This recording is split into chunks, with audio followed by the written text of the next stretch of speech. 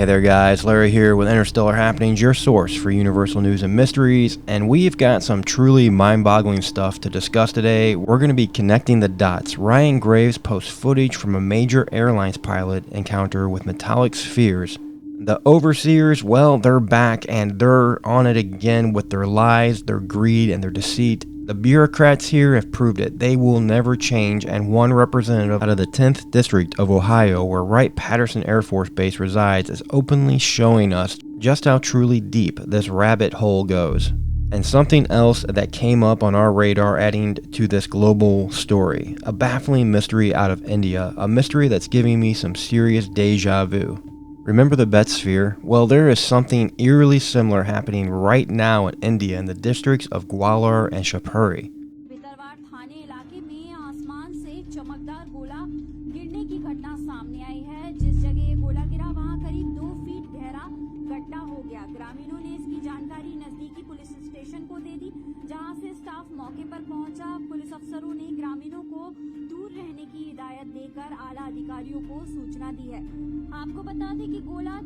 Locals were left in awe and confusion as the skies literally began raining mysterious spheres. These metallic wonders, each spanning about 1.1 meters around and packing a weighty 6 kilograms or 13 pounds, aren't casually dropping in. Oh no, it's just not a one-off event. These things are making appearances all over, scattered throughout numerous villages. And get this guys, there's chatter about thunderous booms echoing as they make their dramatic landings. Seriously, take a moment to think about it.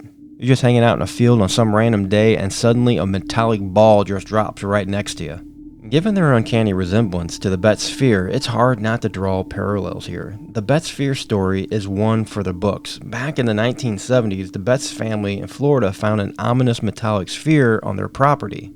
This just wasn't any random piece of metal. It had properties that defied logic, moving on its own, emitting strange sounds, and resisting all attempts at identification. It became a sensation overnight, drawing attention from scientists, skeptics, and UFO enthusiasts alike. Despite numerous tests and speculations throughout the years, its origin and purpose remained one of the UFO community's most debated mysteries. Now these Indian spheres, found scattered across multiple villages, these spheres didn't just quietly appear. Like I said, their sudden arrival was accompanied by reports of booming explosions. So naturally the locals were a whirlwind of emotions, curiosity, concern, you name it. Now, the powers that be want us all just to fall in and believe these are fuel tanks from some unmanned rocket. Really though, haven't we been fed this line before? Some experts are chiming in saying they're containers for hydrazine, a kind of rocket fuel, but here's the burning question. Why are they dropping out of the blue now? And of all places, why here? You know as well as I do, the truth is often a lot stranger than the official story. Now here's where the shadows start to move. The local authorities, with the superintendent of police at the helm, are suddenly on high alert, diving headfirst into what they're dubbing a comprehensive investigation, in tandem with the government. But let's go ahead and read between the lines, shall we? Whenever mysteries like these spheres emerge, there's one constant player lurking in the background, the government. And not just one government, but a network of global powers. The deeper we dig, the murkier it gets. Whispers of classified projects, of secret pacts between world governments, of knowledge deemed too dangerous for the public. We've seen this dance before, and it's clear, they don't want us to know the truth. Maria, I always love it when you have somebody who comes forward and testifies about things that they don't know anything about. I mean, the most, I think, striking aspect of all of the testimony was repeatedly over and over again, the whistleblowers had to say, actually, I don't have any knowledge of this. Somebody else told me that. I mean, really, this would take thousands and thousands of people for such an unbelievable cover-up to be occurring. And for people to speak with such confidence over something that they do not know is, I think, something certainly everybody needs to be concerned about. Enter Representative Mike Turner, the staunch Grush critic, the perpetual naysayer, the there's absolutely no proof advocate. He's been covertly infiltrating our ranks, planting seeds of doubt into influential minds like James Comer, the chairman of the House Oversight Committee. His persuasive tactics, convincing them that the UAP initiative tarnishes the DoD's image. The repercussions for us? A sudden drought of evidence. No more official photographs, videos, skiffs, witness testimonies, or committee discussions. It feels like the curtains have been drawn on disclosure. Sadly, it's as if we've taken a giant leap backwards to square one. But dig a little deeper and the enigma of Mike Turner begins to unravel. He's not just some random figure in the political landscape. He represents Dayton, Ohio, precisely where the Wright-Patterson Air Force Base stands. This base houses the National Air and Space Intelligence Center, the Air Force's main hub for analyzing foreign air and space threats. But the plot thickens. Just days after the UAPs were reportedly taken down in February, you remember that debacle, right? We don't know the origin of the object. Again, we will know more once we're able to potentially recover some of those materials. Just days later, Turner was seen visiting this very research lab for what was termed a historical national security briefing. House Speaker Kevin McCarthy, Congressman Mike Turner, and other officials visited Dayton to attend a security briefing at the National Air and Space Intelligence Center today. The coincidences, they're stacking up, and it's hard to ignore the connections. Indeed, this is the very ground where Project Sign, Project Grudge, and Project Blue Book took root. These were the government's official UFO investigations, which they claim ended in 1969. But those in the know, those who've been paying attention, are well aware that these projects never truly ceased. Peek into the financial backers behind Turner, and the picture becomes even murkier. Defense giants like Lockheed Martin and the Raytheon Company, who've generously filled his coffers with a staggering $279,000. But there's more. Turner played a pivotal role in channeling a cool $4 million to Radiance Technologies. And guess who's on their payroll? Travis Taylor and Jay Stratton. Is there any involvement? I've heard these stories from people we know about fundamentalist religious people, high-ups, who were concerned about its demons, or we're messing with forces of biblical proportions. There's absolutely some concern there, and I did see it in writing one time in my career, where someone was asking me to push back because of their religious concerns, and you should wave off of this topic is literally what they were telling me. You shouldn't be involved in this. These very individuals collaborated closely in the UAPTF alongside none other than David Grush. But here's the kicker, guys. Don't hold your breath waiting for any revelations from politicians, bureaucrats, the DOD, the Pentagon, or those defense moguls. So where does this leave us? We can't just be passive spectators. We've all seen the backlash against Grush's claims and the blatant attempts to tarnish his mental credibility. Their tactics are out in the open for all of us to see. They've made it clear no one is safe from their manipulations. That's why it's high time we rise up. We must reach out to our elected officials, make our voices heard, and demand transparency. But don't give up completely, because there are still people out there fighting for us. There are brave souls out there pushing against the tide, seeking the truth. And this brings me to some fresh footage that's been making waves courtesy of Ryan Graves, where he delves into some riveting accounts from a major U.S. airline pilot. What's even more intriguing, though, is that the pilot wasn't alone in this experience. He was in constant communication with another airliner, roughly 400 nautical miles ahead and cruising at an altitude of 36,000 feet.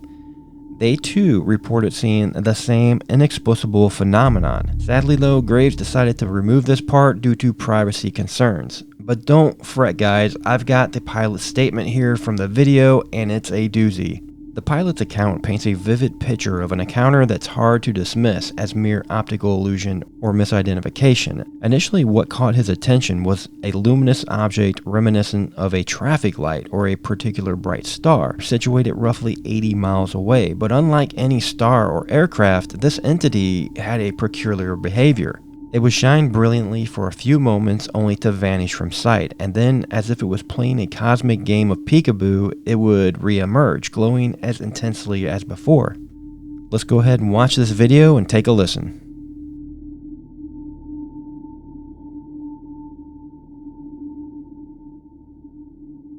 I'm a pilot for a major U.S. carrier, an A320/321 captain. The following sighting occurred during one of my flights recently. Since I have shared my story, several other major U.S. carrier pilots have reached out to me and shared their similar experiences, including sharing their video recordings of these objects from the flight levels, all seen at the base of the Big Dipper. Last week of July 2023, I departed Santo Domingo, DR at 23:05, destined for New York JFK. My route of flight was L453 in NY oceanic airspace, non-radar hundreds of miles offshore. At approximately 1 hour into the flight, as we were approaching the southern boundary of the New York oceanic airspace, and at 32,000 feet, I called out a visual on traffic that was excessively bright and looked like about 80 miles range, and then disappeared visually. I never saw the traffic on traffic alert and collision avoidance systems.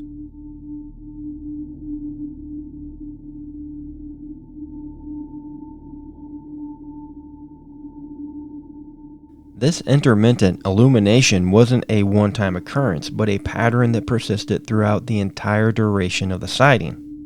But the spectacle didn't end there. As minutes ticked by, the pilot's eyes were drawn to a pair of objects distinctly round in shape. Then a few minutes later, I saw two objects round in shape, one lighted and one not, flying in a formation just above the horizon, at a range I guessed of 120, 200 nautical miles. The objects would illuminate to be as bright as a star for several seconds, then go dark for a few minutes, only to illuminate again. It was as if these skies had turned into a theater, and these unidentified objects were the main act. At certain junctures, the solitary or paired entities were joined by a multitude, forming what can only be described as a swarm of UFOs. The brightness would vary from bright to very bright to dark. The color of the lighted object was white light.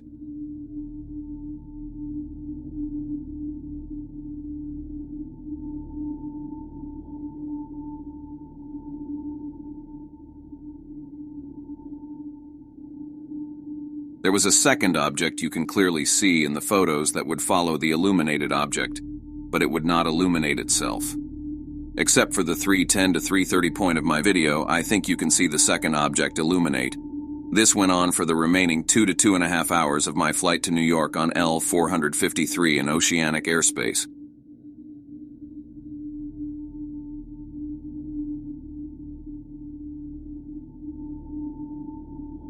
Another airliner approximately 400 nautical miles ahead of us at 36,000 feet stated they saw the same thing. These luminous orbs danced and darted around, creating a mesmerizing aerial display. After reviewing the photos, I think the objects might have been a bit further away, but distance is very difficult to gauge at night. I have the brand new Samsung S23 phone, which has the best camera on the market for a cell phone, and I started recording this object in video. I have a great 7 minutes video of it appearing and disappearing while I was talking to other airliners on 123.45 VHF about it. You can hear that conversation in the video.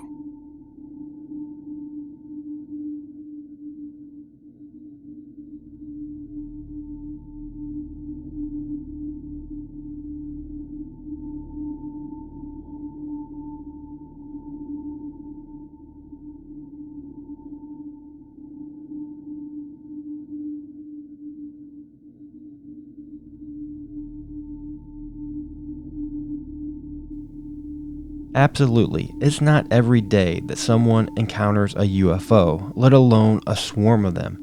And to have the presence of mind to photograph them, that is commendable. The pilot didn't just rely on his eyes, he had the foresight to use his Samsung 23, a phone renowned for its top-tier camera abilities. I also took about 30 photos of these objects in night mode on the phone, and they came out really good. In one of them, you can actually see the lighted object and the unlit object very clearly as round metallic objects. All of the photos were taken with some sort of long exposure setting to be able to get as much light as possible to the sensor. You will be able to see in the long exposure photos the stars are pins of light, but the UFOs are streaks of light because they are moving. It is actually amazing.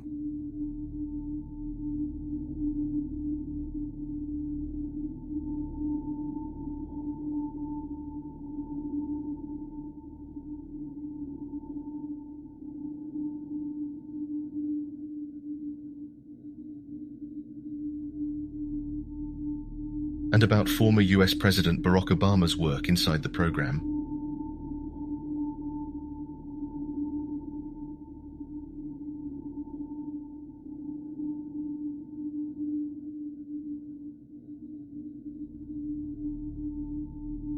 However, as the pilot began the plane's descent, preparing to touch down, these enigmatic visitors seemed to have other plans. They started to ascend, climbing higher and higher, almost as if they were retreating to the vastness of space, possibly venturing beyond our own planet's atmosphere. All of this happened over about a 2.5-hour flight and continued for the entirety of our flight. The lights seemed to be on or just above the horizon until we got closer to our destination of New York. Just prior to beginning our descent, the objects appeared much higher in the sky, 80, 90 degrees above the horizon and much further away, actually out of the atmosphere.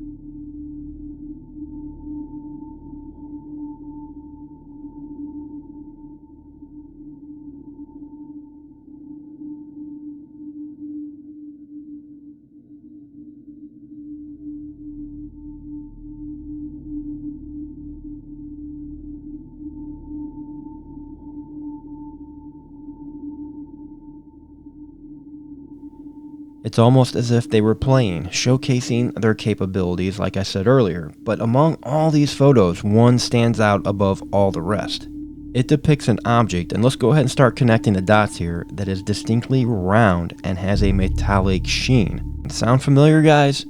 This isn't just a fleeting light or a vague shape, it's a tangible, structured object. The clarity and detail of the image challenge many of the skeptics' usual arguments. This isn't a weather balloon, a satellite, or any known aircraft. It's something else. Now, Starlink Man here, he will tell you in a cool accent it's Starlink flares all day long. But really, is it? I mean, you guys be the final judge and all, but the Starlink explanation has been a go-to for many when trying to debunk UFO sightings in recent times. Starlink satellites, part of Elon Musk's ambitious project to provide global internet to the entire world, are often visible from the ground and can sometimes be mistaken for other aerial phenomena. However, they move in a predictable linear pattern across the sky, and they don't exhibit erratic movements or changes in direction. The description this pilot provides doesn't seem to fit the typical behavior of Starlink satellites. The fact that the object appeared metallic, reflective, and seemed to be at the same altitude as the airline is intriguing. Starlink satellites orbit at altitudes of 340 miles to 1,200 miles above Earth, which is much higher than the commercial airliners that typically fly at altitudes of 35,000 feet, or roughly 6.6 miles. An object only 80 miles away and at the same altitude as this plane would not be a Starlink satellite. Moreover, the tail observed in the photo, potentially due to long exposure, adds another layer of mystery. Starlink satellites don't have tails, and they don't change directions erratically. The fact that these objects seem to follow the airline for an hour, changing directions and exhibiting behavior unlike any known man-made aerial object, raises more questions than it answers. It's essential to approach these sightings with an open mind and a healthy dose of skepticism. While it's easy to dismiss such accounts as misidentifications or optical illusions, the evidence presented, especially when captured with high-quality equipment, deserves a thorough examination. Hopefully this guy will come out at some point and we can actually see a person, put a name with it, and have a audio-verbal account. So what's the deal? These metallic spheres flying in and falling out of our skies, are we looking at extraterrestrial tech? There's no shortage of theories. Turner, the deep state, his defense cohorts, this all suggests to me that these spheres may be part of a covert government experiment related to space exploration or advanced propulsion systems. But here's the kicker. The more we uncover, the deeper the rabbit hole seems to go. With every answer, 10 more questions arise, but that's why I love this community. Together, we'll keep searching for the truth no matter where it leads us.